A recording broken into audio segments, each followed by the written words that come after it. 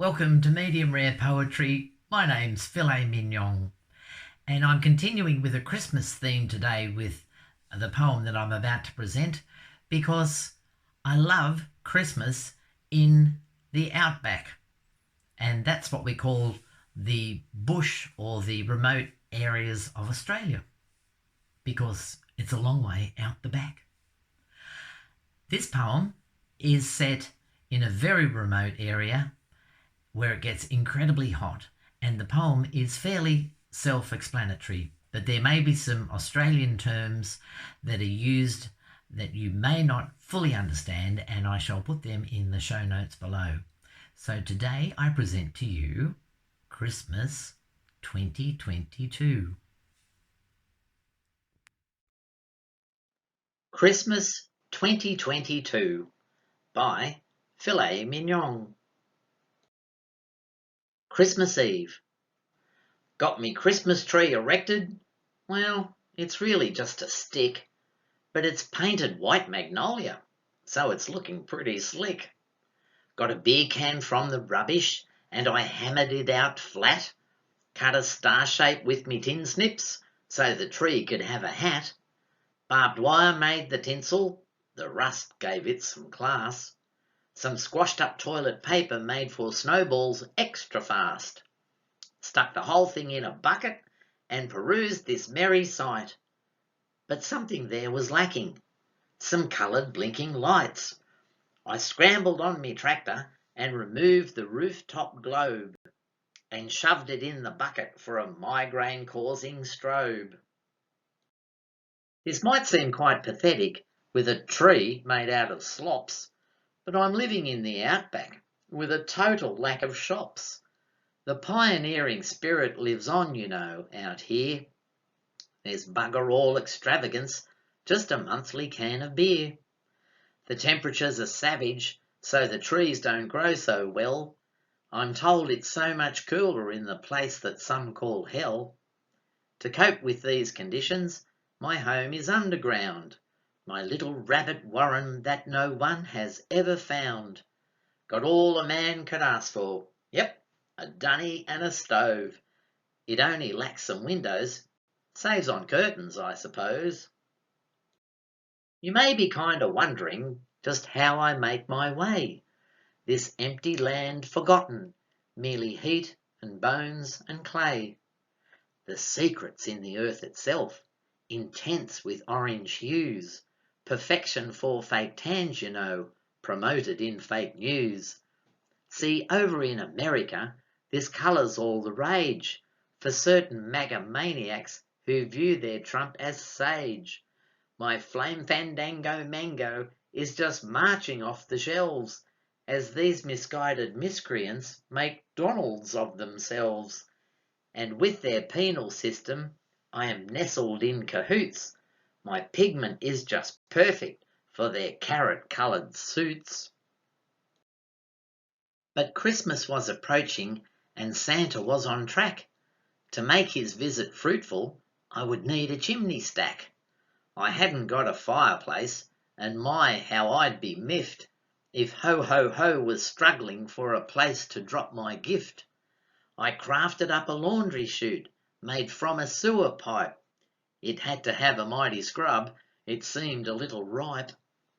With all in place, I settled down to dream away the night. I hadn't been that naughty, so I shouldn't wake in fright. On Christmas Day, I found a parcel from the jolly fella. He must be going senile. He had left a black umbrella. Christmas Day. I found myself befuddled.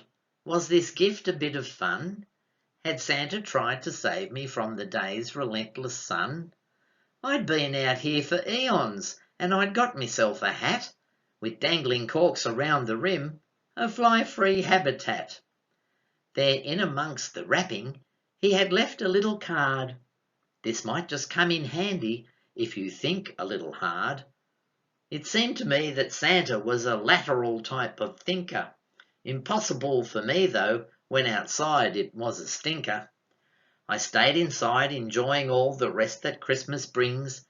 I didn't see the lightning, nor hear the thunders ring. To live beneath the surface of a desert, it's a must, to sacrifice all moisture and reside in healthy dust. It hadn't rained for decades in this paradise of fools, no need to fret about a pump or other water tools. And so the heavens opened, and the deluge was immense. Too bad for any campers who had holidayed in tents. The water came in torrents, filling up my subterrane. I had a sunken lounge room, courtesy of monsoon rain. I grabbed my prized possession, this was Santa's black umbrella, and bolted to my tractor from my inundated cellar. I sat upon my Fergie's roof and sheltered from the storm, awaiting its abatement. Well, at least the rain was warm. I thought my world was ending, and I prayed for Noah's Ark. Amid a muddy ocean, this was no walk in the park. And then I spied a floating form, bobbing right along. Could this now be the miracle I'd waited all day long? There came 3 soggy camels riding on a plank of wood. The desert ships were terrified, as any camel should. Now, overcome with wonder, I assumed a state of zen. The only absentees were Jesus and his 3 wise men. Well, yes, they drifted into view, bedecked in high-vis vests. 3 coppers on a piece of tin came drifting from the west, and in their arms they cradled there a baby newborn calf, an orphan in the wilderness. They'd saved it on their raft. I hauled them in and sheltered them beneath my new umbrella. This sodden bunch became an Aussie version of paella. We carolled out of tune that day, an improvised festivity. My tractor roof, the platform for our curious nativity. The sun went down, and in the dark beheld the Milky Way, the ultimate in Christmas lights, so splendid on display. The baby calf was peaceful, just like Jesus way back when. We named him Little Beefcake, and we laughed out loud again. We might have been half starving, and we could have stood a drink. The atmosphere was manky, courtesy of camel stink. But in my mind, I thank the stars for hallowed Christmas Day, where friends and strangers gather in the kindliest of ways. And Santa was our saviour with his sheltering umbrella. Christmas lunch was wasted, freeing us from salmonella. 1. There's a famous poem by Dorothea McKellar who described Australia as a land of droughts and flooding rains. And she put it perfectly, because that's exactly what happens.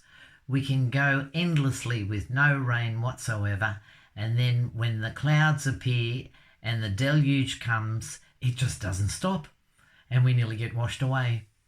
But that's Australia. Anyway, I hope you liked the poem and got into the Christmas spirit. It's completely different here in Australia than it is in the Northern Hemisphere, so it makes a nice change instead of snow. Anyway, I'd love you to press my buttons, so that'd be the subscribe, like and share, and the notification bell if you wouldn't mind. We're 62 subscribers now, and I love this little community, and I'm so very grateful for your support. Please have a wonderful day, and I look forward to seeing you next time. Bye-bye for now.